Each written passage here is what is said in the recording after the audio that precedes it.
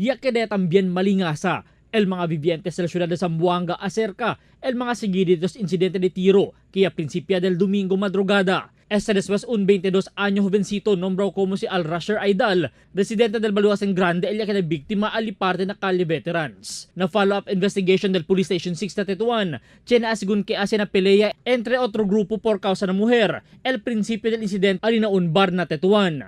Esta el confirmación del mismo jefe del Police Station 6, Superintendent Nonito Asdai na news team.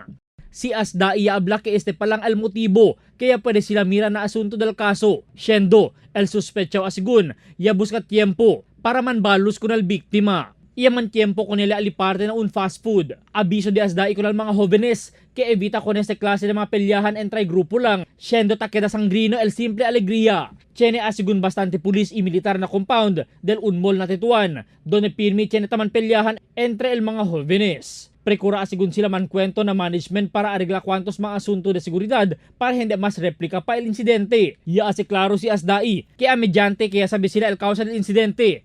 Pero no hay pa siyempre sila pwede po, ya pwede man encuentro el biktima. Albert Luna, Dateline Zamboanga.